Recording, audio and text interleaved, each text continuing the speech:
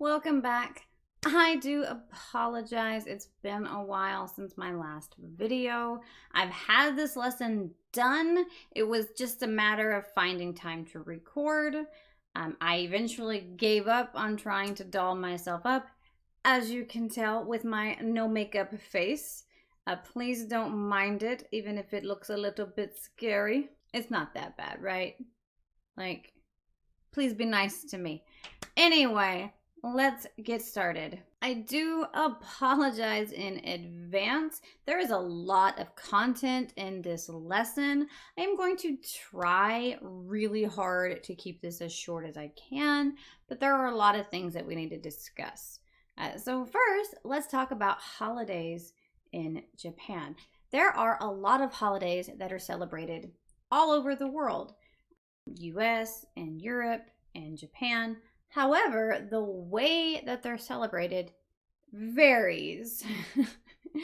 So first, let's talk about Japanese Christmas. If you celebrate Christmas in Japan, for starters, it's more of a couple's holiday than it is a kid's holiday. Like, you still give gifts to your kids and things, but they don't. It's not as kid-centric as it is in the US. It's a lot more of a romantic holiday for like young couples. But another interesting thing is that in Japan, it is tradition to eat KFC for your Christmas dinner. In fact, you can start ordering your KFC Christmas bucket as early as November. And even then, even if you pre-order it, you're still going to have to wait in line for a really long time to get your KFC. There is a big history behind that. You can research it if you want to. It's just kind of a fun thing that a lot of people don't know. If you've never been to Japan, or if you don't really know anything about Japanese culture, you may not know that. But yes, in Japan, they eat KFC for Christmas. Halloween is another one. They do have Halloween in Japan. Once again, it's not a kid-centric holiday. It's more for adults, young adults in particular. People will wear costumes and things like that, but they don't go trick-or-treating. There's no trick-or-treating in Japan. Kids do not go door to door to get candy. It's just a fun thing. It's like a scary holiday. People wear fun costumes, and then maybe we'll go shopping, or they'll go out to the city. They'll go do like Halloween events, haunted houses, and things like that. But no trick-or-treating, though. That is different. So both of these holidays are more adult-centric, as opposed to in the US, where both of them are kid-centric. This might have a little bit to do with the fact that Japan has Children's Day, which is something that we don't really celebrate in America. So in America, these are our kid holidays. In Japan, they have Children's Day for children instead. Then we have Valentine's Day, which is quite different between Japan and America, I think. Japan actually splits Valentine's Day into two pieces. You have Valentine's Day, and then you have White Day 1 month later. Now, in America, Valentine's Day is for couples. It's a romantic holiday, and you don't have to give gifts of chocolate. Now, chocolate is a very common gift, but it could be anything. You could give flowers, you could give jewelry, you can give anything that you want to as a gift for Valentine's Day. And in America, boys give gifts to girls and girls give gifts to boys. Also in America, it's very common for people to give Valentine's gifts to their friends and families, like Valentine's Day cards to their classmates, or things like that. I always give my mom something for Valentine's Day. In Japan, though, on Valentine's Day, it's a gift of chocolate. It's almost always a gift of chocolate. And on Valentine's Day, February 14th, girls give gifts to boys. Boys do not give gifts back. Then, 1 month later, on March 14th, if a boy received a gift from a girl, he can say thank you by giving a gift back to her. So it's a little bit different. It's kind of split into two pieces. If you've ever played a Japanese video game like Rune Factory or Harvest Moon, you're probably familiar with this already because they will often have Valentine's Day and White Day in those games. So those are just some fun facts for you. Now we do have 2 new phrases. The first one, otanjoubi. That is birthday. And then omedeto means congratulations. So this means happy birthday. Otanjoubi omedeto. Happy birthday. Then the second one, we have akemashite, which means New Year. And then we have the exact same phrase, but it's a little bit longer. I wanted to show you that there are variations to this. So we still have the omedeto, but then we have gozaimasu, which means please. So you don't have to have the gozaimasu here, but adding it on will make it more polite. So you can use it with everybody, but you don't have to. You can leave it off and just say Happy New Year. This one would be more like saying, please have a Happy New Year, right? It's very polite. When in doubt, you should always be polite. So please have a Happy New Year. Now, this is difficult. This takes practice. You will need to study. I highly recommend you screenshot this page and save it. Print it off even if you need to. Use it as a reference. Put it in your bathroom. Frame it. Put it over your bed on the ceiling. Look at it every day because this is difficult in the beginning. The first 10 days of the month have special names. The 20th also has a special name. And technically, the 14th and the 24th also have special names because they're variations of the 4th, which we'll get to that in just a second. All of the other days of the week are very easy. All you have to do is take the number before the word day nichi, right? So here I have sanju ichi nichi, right? Sanju, 30, ichi, 1, 31. Nichi means day. So this is the 31st, right? It's the 31st day. Most of the days do this, but the other ones are a little more difficult. Let's go through them one by one. The first day of the month is Tsuitachi. The second, Futsuka. For the third, it's Mikka. Mikka. Notice the little tsu here. It's a little bit smaller than this big one, right? So this means there's a pause, right? It's Mikka. Mikka. Same thing with the fourth. Notice it's a little smaller. Yoka. Yoka. The fifth is Itsuka. Itsuka. The sixth, Muika. Muika. Seventh, Nanoka. Nanoka. This one, pay very close attention to this one because this one is Yoka. Yoka. We'll come back to that one in just a second. The ninth is Kokonoka. Kokonoka. And the 10th is Toka. Toka. Now, really quickly, let's talk about these 2 words because they are different. The 8th and the 4th are very, very similar, but they are different. The 4th is Yoka. Yoka. There is a pause in the middle. The 8th is the exact opposite of that. We lengthen out the O sound. Yoka. Yoka. Can you hear the difference? Listen careful. Ready? Yoka. Yoka. Yoka. Yoka. They're different. One of them is long. One of them has a pause. Okay. You can remember which one is which if you just think of the fact that the number 8 is bigger than 4, so it has a longer word. That can help you to remember. Now, the 14th and also the 24th follow the same pattern as yo. They are juyoka and nijuyoka, right? So they're going to have the exact same pattern as that. I didn't include them in the list because it was long enough on its own. And as long as you remember that the number 4, anytime it shows up, it's always yoka. Then you can remember these two pretty easy. Now, let's talk about the number 20. So in Japan, the number 20 is special. This is the day that you come of age. In fact, when you turn 20, you do not say that you are 20 sai. You have to say 20, right? If someone says, "Nansai desu ka?" you say, 20 desu. I am 20. It's a special number. There is a whole holiday for this. It's Coming of Age Day.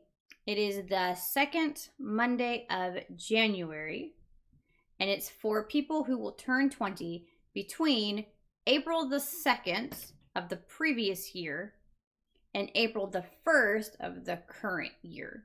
It celebrates all of the people who turned 20 during this time period. So the number 20 is a big deal. So the 20th of the month is very similar to the age, right? The age is hatachi. It's a little bit similar to that, but it's a little different also. It's Hatsuka. Hatsuka. So the 20th of the month is Hatsuka.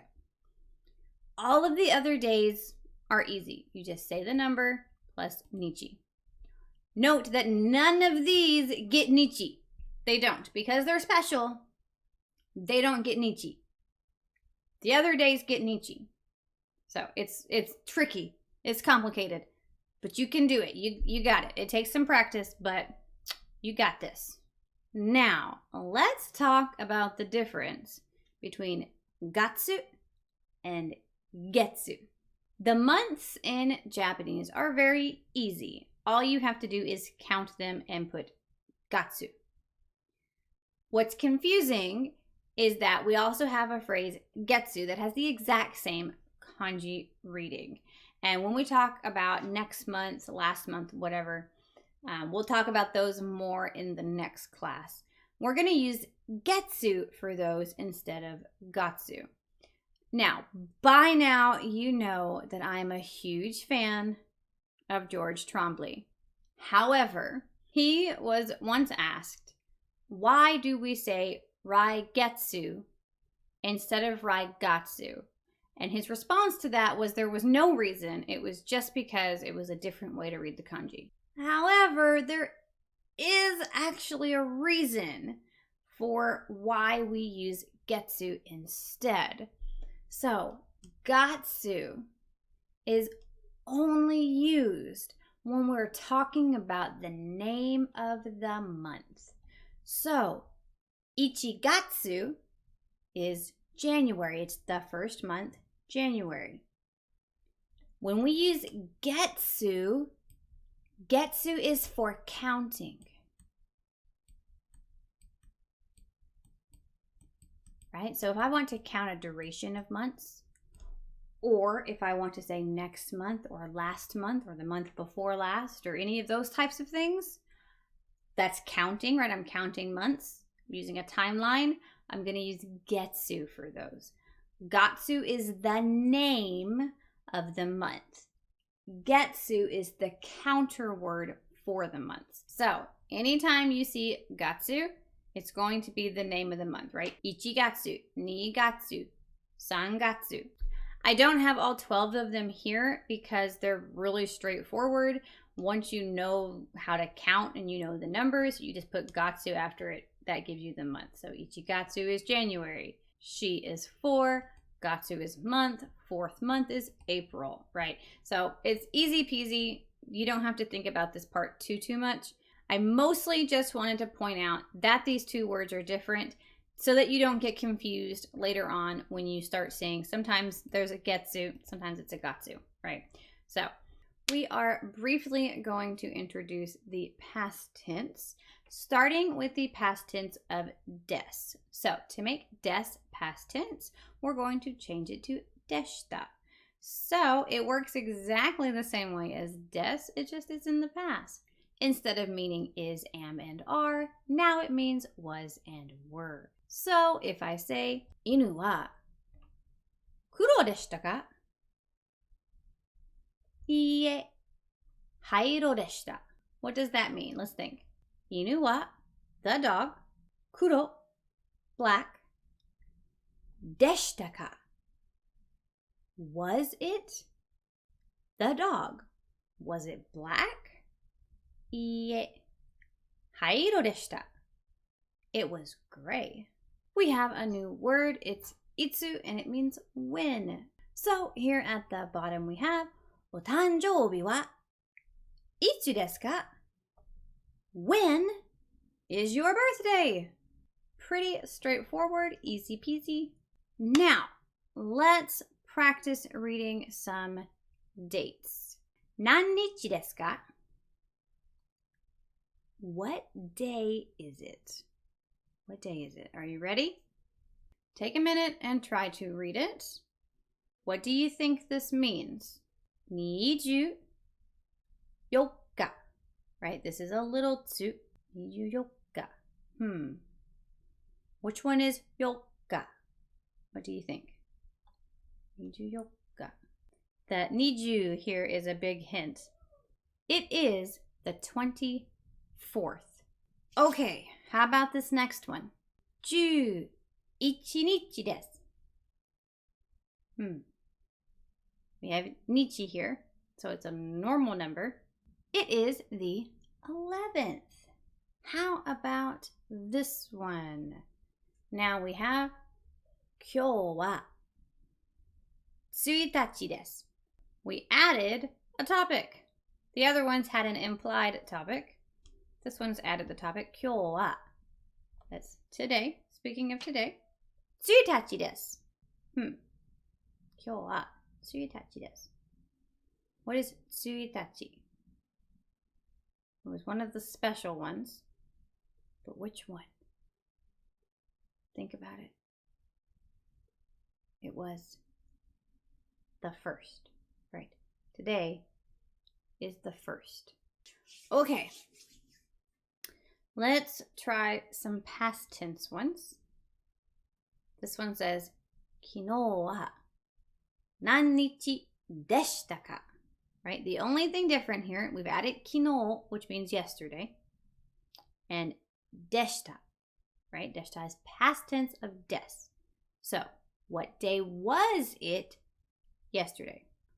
What if I say, 昨日は9日でした?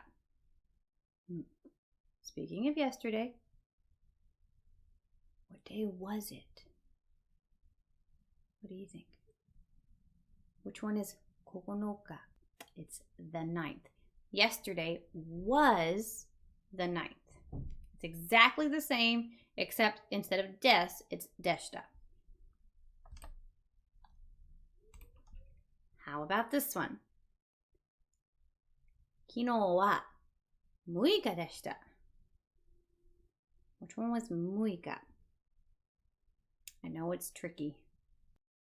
This, if you have one of those language study apps like Anki, these are some good words to put into your Anki deck to study because they are confusing. It takes some practice. It's okay. 6日 is the 6th. So the first one, it was the 9th.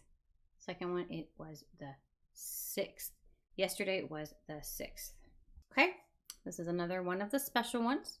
This time we got rid of the topic because we don't need to use the topic. We know what the topic is, right? So this one says, 20日でした. Which one was 20日? It was the 20th. Now, you might notice that there are only 3 hiragana on this page. And you might be excited, like, woo! No, don't be excited, because we're actually going to be learning 6 hiragana today. We are just about done. We have these 6 here. Then we have the R's in the next lesson. And then you are all done with the hiragana. You will know all of them. Be proud of yourself. So let's power through these 6. And we'll do the R's next time. So first we have the letter Y. The letter Y is a little bit special. It has only 3. There's ya. There is no yi. Yi is not a thing. Then there's yu. There's yo. Ya, you, and yo. There is no E and there is no E. Ya is pretty easy. It looks like a yak, right? Yak. Then we have you, which doesn't have a picture, but it's because I feel like it's pretty self-explanatory if you look at it. It looks like an evil eye, like an angry eye, and it's looking at you, right? Can you see it? Can you see the angry eye? And he's just, right? He's looking at you. You're his target. Then this one's also pretty obvious. It looks like a yo-yo, yo-yo. Now, these 3 hiragana here are special ones. First, we have the only 2 W's. This one is wa. Wa. Now, wa is used. Sometimes you do see wa. But this one's really special because it is only a particle. It is never used in an actual word. It is only a particle. But you do still need to know it because obviously it shows up in sentences, but it will never be used in a vocabulary word. The W is always silent. It is never pronounced wo. It's always o, o. But it's only used as a grammar point. We will talk about it in more detail later. Right now, you just need to worry about recognizing it. And then the last one is n.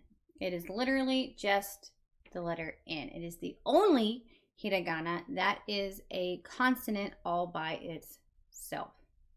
So wa, again, is pretty easy. It looks like a wasp. O, or wo, technically. It is spelled with a W, but it is not pronounced wo. The W here is dropped usually. But it looks like a guy that is going to step into a hole or a pool of water, and he's saying, whoa!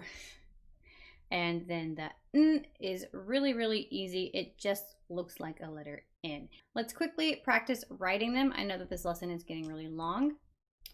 So this one, we're gonna do our nose of our yak first.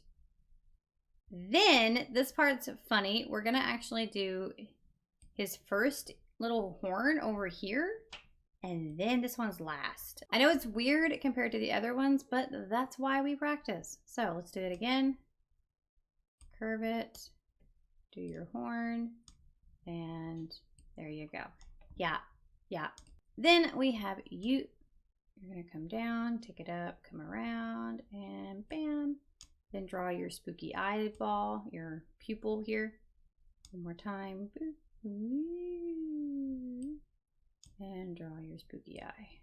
Yo is also a little confusing at first because you do his arm first, which is weird. You really want to do the string first, but let's do it one more time.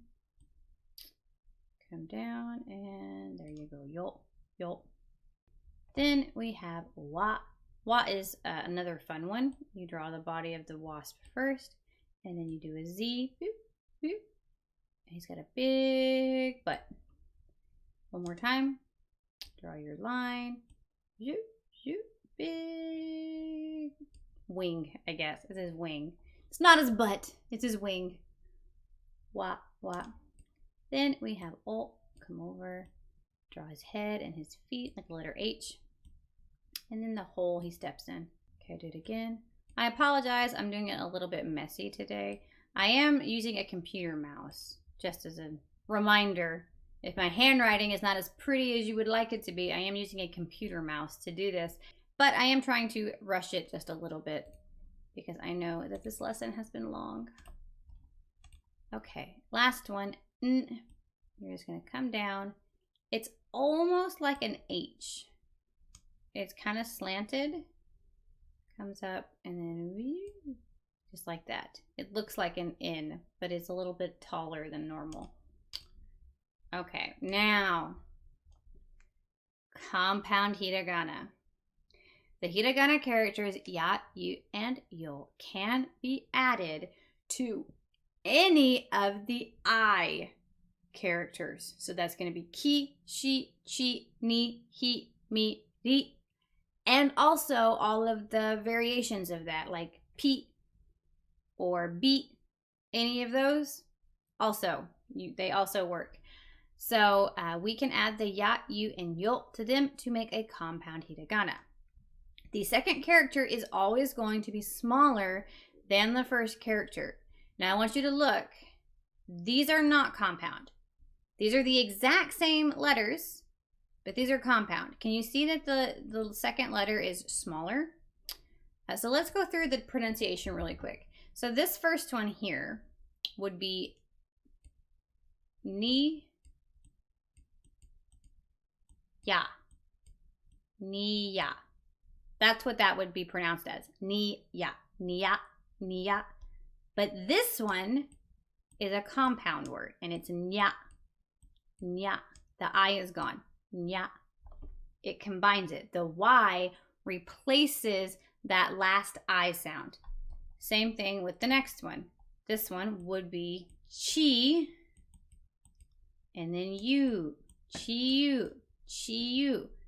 This one would be chew, chew.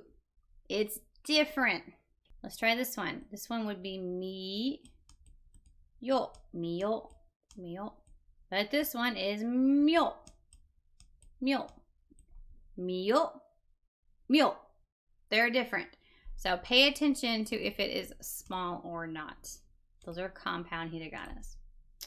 And finally, here is your homework. We have some more food words. Take a picture if you need to. And we are all done. I will see you guys next time. Bye.